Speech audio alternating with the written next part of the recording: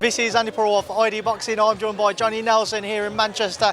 Johnny, a fiery press conference yesterday, a fiery long face-off today between Favours Eubank Jr and Liam Smith.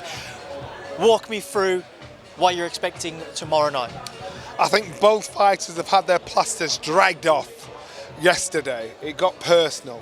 So when it gets personal and two men are fighting each other, therefore there's no mercy there. You've got pure bad intentions. These two were put sort of professionally friendly, on friendly terms before this. They'd never go for a drink with each other or be the best of mates. But I think yesterday took it to a new level, a new depth, where they really want to prove a point. And there's a lot at stake, a lot of bragging rights at stake. The first time you hear Chris saying, "Where's it for me to go from here if I lose to him? My world title ambitions have gone." For Liam Smith, the thought of losing to Favours Eubank Jr, for him and his family, and it's unheard of. And I believe, if I'm honest, I think if Liam loses, we won't see him again. I think if Chris loses, I think we will see him again. But we'll see. There's been a lot of talk in the build-up to this, and as you mentioned, it's now become personal. Emotions will run high when they step between the ropes tomorrow. Who do you think there's more of a chance that they will allow their emotions to get the better of them? Okay, so first of all, it'll be down to the trainers to make sure they do their job, and now get their fighters' head back in the game. Emotions taken up for the last 24 hours. They've got to get their head back in the game. Emotionally, I think Liam Smith will be the one that's been allowed and said, you know what, this guy's not going to get under my skin. He has. Yesterday showed us that. How he is and how he's been and what he's said tells us that. And in reality, he's been out of character for Liam. Chris has probably been very close to what Chris is like. He's a bit of a wind-up merchant. So I think it'll be harder for Liam to keep his ego and emotions intact if things aren't going the way they should do. We know what Liam brings when he steps between the ropes. He loves to be on the front foot. He likes to be aggressive. Eubank Jr, since he teamed up with Roy Jones, obviously tried to adapt and adjust his style. But speaking to Roy earlier this week, he's convinced that we won't see him maybe show as much of the work they've been doing, and maybe see him revert back to the Eubank Jr of old.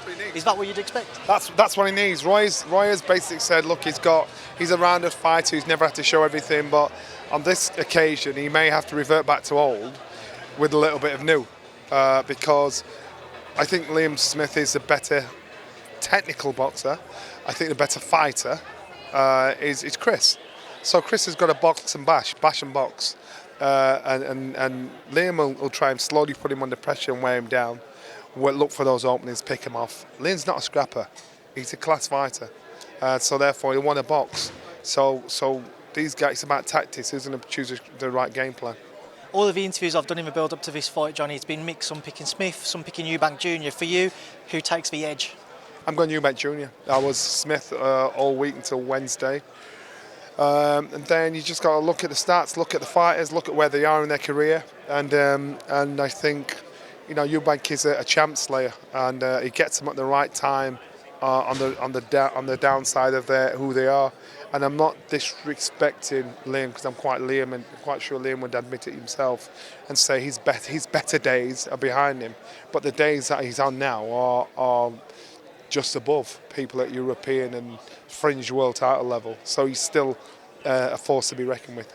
Johnny, I'm sure you've got sparring stories of your own, but one of the biggest talking points has been their previous round shared back in Joe Gallagher's gym. Will that be playing on Liam's mind? Because from his perspective, he hurt Junior in their sparring.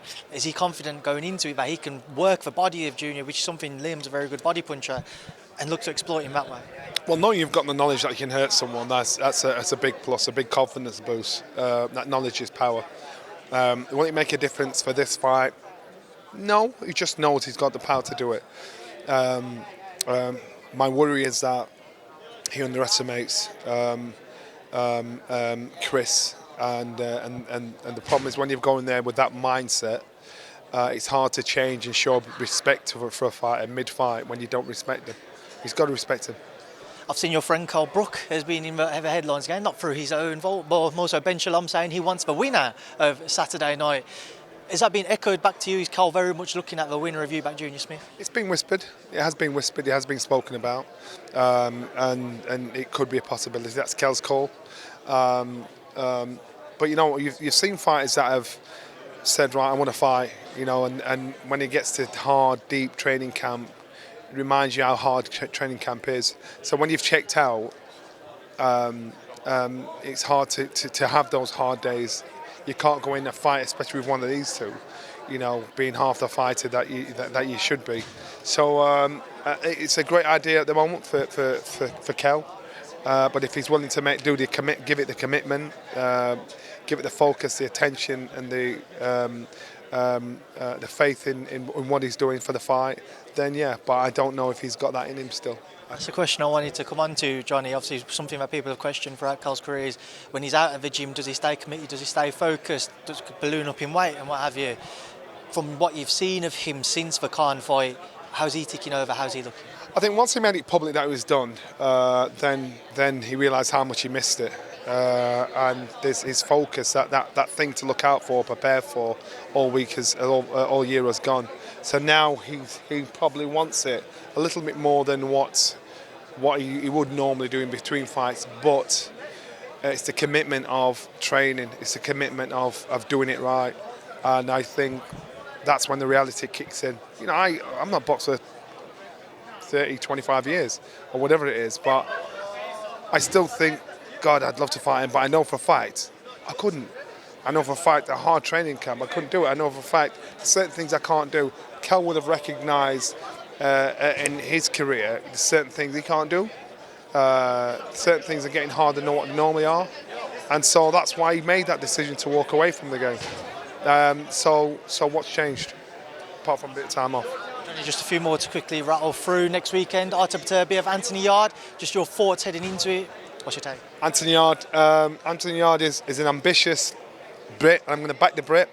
It's not an impossible ask for Anthony Yarde, but it's a tough ask. A tough ask. But Anthony Yarde, Tony does good work with him, and I think he'll have learned from his loss.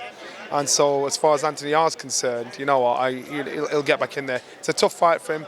Not an impossible win, but not an impossible task, but it's going to be a tough fight for him.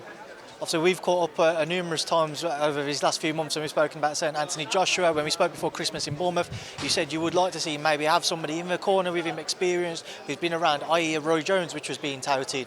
That's not the case. It seems to be Derrick James will be his new trainer. Your thoughts on that move? Well, that relationship with Derrick James, if it clicks for AJ, perfect. He's obviously found someone that he respects and respects him.